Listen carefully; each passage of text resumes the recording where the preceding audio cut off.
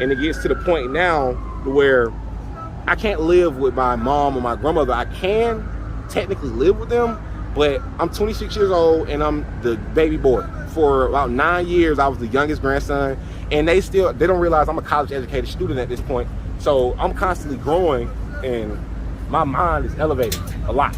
So I don't deal well with you trying to be narcissistic, whether intentionally or unintentionally, trying to motion me in a direction. For instance, if I'm hungry and I got up and I ate at 6 o'clock this morning, you got up at 8, you didn't know I ate, and you asked me, are you hungry? I say, no, I'm not hungry. Well, you need to eat. I've already eaten something. Are you sure you're not hungry? I'm not hungry. Well, I'm cooking something. Here, eat this to make sure you're straight. Don't push me into eating something I've already told you I'm straight. Because as a man, I've accommodated for myself. So I'd rather go ahead and get my tent. My brother, I gotta tell you. Yeah. I gotta tell you, man. Yeah. That's about the dumbest shit I ever heard in my life. You can say it's dumb. Because here's the thing. Let me tell you why. Gotta understand as a black. What's up, YouTube? Go ahead and smash that like button. Also, if you like the video, share. It helps to spread it in the algorithm. Now, back to the content. For him to have done that to her was completely unacceptable. And was he violent to no, her? It wasn't even violence. It was something that he did that disrespected her body as a pregnant woman and as a woman. So I won't even discuss that wholeheartedly. Well, I mean, but hold on. Now you got me curious. Nah, I'll say that when your woman is pregnant, you make sure your body is clean, so her body stays clean and the baby body stay clean. So and that's as far as I go in there. So he was basically dirty dicking. Is that what's going on? Yeah, he was dirty dicking, and he could have affected the baby by affecting the mama. So I stepped there and I went to the house where the judge kind of like to get to know her and see what her situation was so I could help her. And, and I fell in love with her, fell in love with her in the situation immediately once I got to the house. They had that girl in the living room on a roll-out bed on a cot with a mattress. She's sleeping in the living room, people walking past her while she sleep, and I just didn't like it. So I stepped in and secured the room and house for the first month, and the second month came around, and the baby came about a week into the first month, and I cut the umbilical cord, I sent her into labor. So hold on. So hold on. Before you did all this, so and my audience is probably laughing right now because they know what I'm about to ask. So, okay, so before you did all this, how long into meeting her did y'all have sex? So like she walked into the subway. She was feeling me strong enough to give me the cat probably a weekend. So like 2 weeks in to me knowing her, the baby came. About a weekend, she wanted, you know how pregnant women are. So hold on. They hormones all over the place. So hold on. So you, so okay, a week after, okay, you meet her, immediately fall in love. Honestly, the initial feeling was this Captain baby needs something. This baby, it was the baby more than her. I could take my initial mindset was, I don't care if you want to be with me or not, but I'm gonna make sure this baby's straight. I'll make sure you get Pampers, Similac, and XYZ for this baby. After that, if you want to be together, we can be together. But she transitioned to being with me, and we started gelling. I started teaching her things because sometimes as a man, how old was she? I don't even know how much older she is. You don't know how old she is? She's at least 5 years older than me. At most, 7 years older than me. She ain't that much older than me though. But it really doesn't matter because what I saw was there's a woman that's pregnant, 9 months pregnant, and has a baby on the way, and the father is a deadbeat piece of shit. Excuse me. And somebody got to be there for the baby. So even if me and her didn't work out as a couple, I was gonna be there for the baby. And so what happened was, this is a young lady from West Side. You know, people exploited her body, not necessarily financially exploited her, but more so they saw how good she looked and just kept messing with her for the sex, but didn't really actually feed into her soul. So we transitioned. She was giving them the sex, yeah, right? She's giving them the sex, but as a man, you see this girl got 3 babies, and you know, obviously she's fertile. You put a condom on and you don't get her pregnant. You get away from that. You know what I'm saying? But well, I mean, no, as a man, honestly, you probably should just stay away from that situation. You see what I'm saying? See, either you're gonna be the man and you're gonna step in and you're gonna fix it, or you're gonna step in and add to it. But you can't control what she does. Yeah, I can't. So I mean, if she decides, you're sitting here saying it like it's the guy's fault. No, that was her decision to mess with all those guys. What I'm saying, the guy's fault was, you got this woman pregnant and didn't stabilize her. She has your child. No matter if you're going to be with her or not, you need to make sure that woman has a home and does have a way to at least get food. She chose those guys. Yeah. So she chose those guys, and I'm sure she knew what type of guys they were. Yeah. She chose them. I've met a couple of them. A couple of them aren't really bad guys. The real problem was she had some mental issues that weren't being properly accommodated for by herself and by her partners either. And some of the people that she dealt with were abusive, so they added to the trauma. And I realized the situation for what it was, and I just stepped into it and realized that it's more important for her to get the help than for me to overanalyze the situation, because what's more important is you have 3 other children. This is your 4th. The 3 other children are with their fathers, and now this father isn't present. So either I'm going to help you get stabilized and I'm going to step back and just be your friend, or I'm going to actually put myself in a situation and help you more hands-on. So it came to a point of me. Well, I mean, yeah, because I mean, what ended up happening was, I would say that you went overboard. Honestly, you hold on. I got a few more years than you. Okay, you signed the birth certificate. Don't treat me like Timothy now. Well, because here's the thing: you made yourself legally liable. Yeah. So when she gets ready to, and she goes to put you on child that ain't support, gonna work. Biological father, that paternity test, no child support. Well, hey, guess what? I don't know if it works like that here in Georgia. I don't know. I know that there's some states to where if you sign that birth certificate, defects I already know that's not my biological child, and I'm just the stepfather that stepped in and tried to secure finances. I don't know, man. You might want to consult with a lawyer, man, because I think that you may have put yourself in a position where I understood it. You're gonna be legally liable, man. At this point, I had already assessed the situation. I personally printed out the petition to change the birth certificate, so that I could take my name off the birth certificate and just be there as a force. How old is the baby now? The baby's 2 years old. 2 years old? So how long after she had the baby did y'all last? We lasted 2 months, but it wasn't because me and her didn't work. What it was, me coming from a more structural household, I was able to teach her in retrospect how a man treats a woman treats a man. So if I'm out working all day and you're at home, clean the dishes, make sure you bathe, make sure the baby's straight, I'm not really worried about you cooking for me. Just make sure that you've eaten and the baby's eating. I can make sure I ate at least. So I mean, let me ask this, right? Were you trying to turn a hoe into a housewife? I mean, if you want to look at it like that, see, the thing is that it's kind of subjective for me, because when you say a hoe, that's a perspective, and that's to be promiscuous doesn't necessarily make you a hoe. You know what I'm saying? So it was more so of I see a person. See, like we get caught up in life looking at synonyms and how people are categorized, but at the end of the day, that's a woman with a child, and that's a baby that has nothing to do with the parents' decision. So my scope was make sure this baby's okay, and she has to be okay to make sure the baby is okay. So her being okay was only a prerequisite of making sure the child was secure. Well, I get it, man, but I mean, were you okay?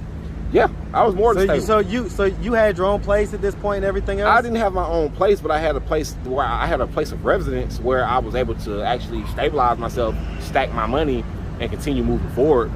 I had my first apartment at 17, so that goes back into the reason why I picked to live in a tent, because you got rent, you got utilities, you got phone bills, you got groceries. You know how hard it is. Yeah, exactly. So if I put myself in a tent, I'm paying nothing but phone bill and groceries.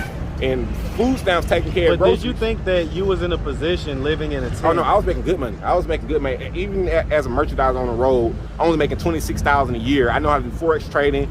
I'm a serial entrepreneur, so I was actually transitioning into actually making my own income, like establishing several streams of income, so I would have been able to influence the situation more. But what happened was the landlord had a crack habit, and one morning me and the woman got into an argument because she picked the baby up and didn't support the baby's neck. And I yelled at her because, like, me thinking this is your 4th child, you got it. And for me to see that, it shocked me so much, it scared me. And for me as a man, men don't like to be scared. And we don't like to admit that we're scared. So some men act irrationally when they're afraid. I think that's something that, I'm going to be honest with you, right? Yeah. That's one of those things that you have to grow into your manhood. Definitely. And you have to learn how to have full control. And that's definitely what hold on, let me finish. That's definitely you have to learn how to have full control over your emotions. Yeah. All right, because men move with logic and reason. Exactly. Men don't move on emotions. We have so many practical decisions to make. We don't have the ability and privilege of being overly emotional. Because even in hindsight, I think you can see that maybe even the way you tell the story, it sounds like you was maybe a bit aggressive. Oh, I was very aggressive, and I won't even lie. And unnecessarily so. No, the reason it was definitely unnecessary, but for me, at taking that father role and being in a father role for the first time, the way she picked the baby up was from the shoulder blades, across the shoulder blades, and the butt. And I'm like, I'm freaking out because I'm like, hold that goddamn baby neck. The hell is you doing? Like, because I'm looking at it like, you're a mother already. This is my first child, and I know to hold the baby net just by dealing with my younger siblings. So why don't you know that? So I'm really more so, it wasn't intentionally being aggressive, because I did sit her down and let her know that I do apologize for being as verbally aggressive as I was, but you know, I was afraid that you was gonna hurt that baby, you know. And so listen, I was, let me see, 24 at the time. First time dealing with like that fatherly role, so I definitely was a bit more aggressive than I had to be. But I sat her down and I talked to her. Me and her came to understanding. The problem came in where after me and my mate came to understanding what the situation was and why I took it that way, and we came to peace and we established good communication lines, the landlord comes in and starts influencing her, saying he's a bad guy this, he's a bad guy that. And she's being a woman next to another woman that had kids, she's analyzing it improperly, thinking I'm actually the worst of kinds. I don't even put my hands on women. The one time that I did, it was like, it came as a habit. The woman another woman, she put her hands on me, and I tried to step away, and I didn't respect myself enough to leave the situation. So it got to a point to where she started edging me forward, and instead of just leaving, I ended up getting to a point to where I broke in a relationship. And that's what taught me, before I even got to the family structure, walk away. Don't ever let a woman disrespect you by putting your hands on her, because if you disrespect yourself enough to put your hands back on her, you lost yourself. So don't ever lose yourself dealing with a relationship. And that's what got me to the point with her, where I was able to just say, you know what, we need to sit down, we need to talk, because I see that you don't see me for who I really am. You saw me for my anger, because I was angry at you for mishandling my child. Even if it's not biologically my child, I've taken responsibility. This is my child. Did she break up with you, or did you break up with her? No, I actually, the landlord was the hindrance. She stepped in between, and she put me out the house. And it was crazy how she did it. I went back out on the road, so I'm a merchandiser, traveling merchandiser. I take subcontracts from other merchandising groups that take contracts from larger entities. And what happened was, the 2 months I'm on the road, I'm going in and out making money, and we have no problems.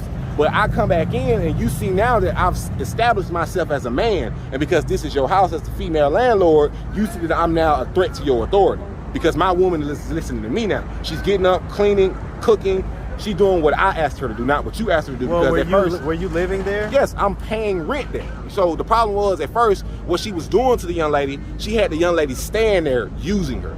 She had her doing things that she was supposed to be doing as the person who owned the house. Since you live here for free, you go clean the bathroom. Well, you go that's clean not the kitchen. using. No, it's using, because a fair trade. That's a 9-month pregnant woman that can hardly walk. So you let her sit down, and then when she had the baby, then you put her to work. But this woman, she better this big.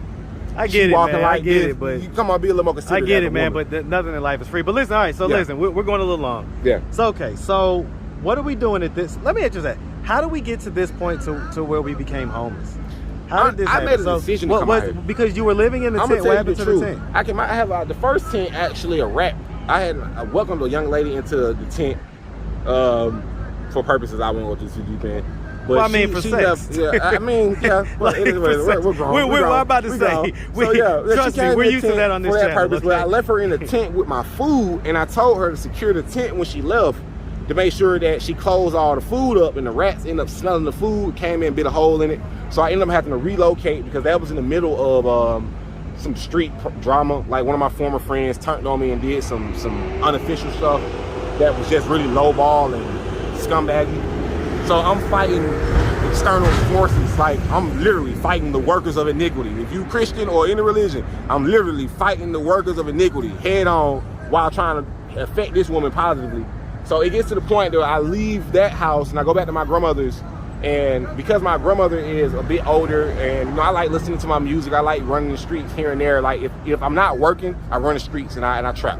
You know, like, for the first time ever this year, in the middle of being deasperated after the baby, I started selling crack, because I realized that some money is better than no money. But then I ended up getting deeper into that situation and realized that I don't like the way crack affects people, so I stood away from that. And it gets to the point now where I can't live with my mom or my grandmother. I can technically live with them, but I'm 26 years old and I'm the baby boy. For about 9 years, I was the youngest grandson, and they don't realize I'm a college educated student at this point. So I'm constantly growing, and my mind is elevating a lot.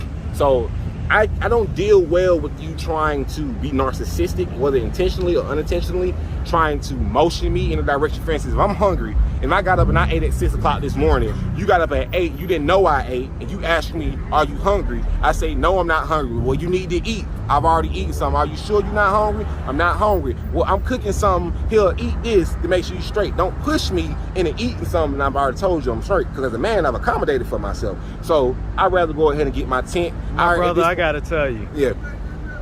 I gotta tell you, man. Yeah. That's about the dumbest shit I ever heard in my life. You can say it's dumb. Because here's the thing. Let me tell you why. You gotta understand, as a black man, hold on. Let me you have narcissism around you. I get it. Narcissism is a buzzword these days. In the job. Let me explain though. You're saying that hey, you don't want to be there because they love you so much that they want to make sure that you're fed. No, not this. This is what I'm saying. This is in wholehearted. This is what I'm saying. As a black man in America, we are not cultured to incorporate entrepreneurship into our lives. My mom, my granddad, and my mom, grandmother, and father, and all my predecessors, they primarily focused on working a 9 to 5, busting the clock out to hit overtime. I'm not doing that. I'm not spending my whole life working a 9 to 5. I'm gonna grind hard full time for a good 3 months. I'm gonna take that money. I'm gonna open me a company. I'm gonna step back. I'm gonna start making money, and I'm gonna start generating wealth. So why do you think it happens that fast? See, here's the problem. Let me see how. Hold on. Let me preface that. Right? Because I'm gonna be honest with you. Okay. Especially your generation, man. Okay. And younger, y'all want it so fast. Oh no, I'm definitely hold on. Let me not caught up finish. in that sense of entitlement my generation has. I know you got to work for it. Hold on. Because here's the thing. You said 3 or 4 months, okay. And it's like the time it takes to work hard to build up the money, the experience, and everything else that you need to truly be able to run your own business. See, that's what you didn't ask me. You didn't ask me how much experience I already have. You don't know that I've already. I know that you're 20. I know that you're 26. At 26, man. I've already done the entire restaurant industry. I've done host, server, and expedition. Then the grill master taught me how to grill. Then the other side, the fryer, he taught me. So I already got. Then I did dishwasher. So I've already did the entire. Were you the purchaser? I mean, I'm a customer. I can go into my restaurant. In other words, the main part of the restaurant business is to be a customer. No, see, you're already gonna lose. Are you saying inventory? Are you referring to inventory? Yes, and what I'm telling you is that I watched the prep cook. It was an older woman. No, it's not. It ain't. Listen. Let me tell you something. I worked in many restaurants. Okay, I'm gonna tell you something. The reason why most restaurants go down, is because they can't manage their inventory properly and they can't manage their purchasing. I didn't manage inside restaurant, but I did manage inside of the trap. So it's when you get a stock, you break the stock down. I ain't gonna try to convince you. I ain't gonna try to convince you this or that, man. Look, I just want to see you win, man. I just want to see you win. All right, so listen. So at this point, man, so if anybody out there wanted to reach out, help, or donate, do you have a way they could do that? Do you have social media, Cash App, anything like that? My name is Erwin Raynard Wyben Dukes. I'm actually on LinkedIn. I'm on Facebook. I'm on Instagram. It's Bohemian Hermes 369. I have several Instagrams, actually. I can direct you there from Bohemian Just whichever Hermes. one you want people to reach out to. Cash App is, I have 2. One is Bright and Early, 1, 2. Just give one now. Just give one. Yeah, I give them Bright and Early, 1, 2. That's the one that I send people to. The other one is a business account, so I don't send people to that one unless they're actually making transactions. So Bright and Early, $. So Bright exactly how it's spelled? BRIGHTANDEARLY 1, 2. It says ED, so if you see ED, you'll know that that's me. Okay, man. All right, man. Well, hey, listen, man, we really appreciate you taking the time, answering all of our questions. Definitely. And we definitely wish you nothing but the best out here, all right? Definitely, brother. My God, man. Make sure you have a good one.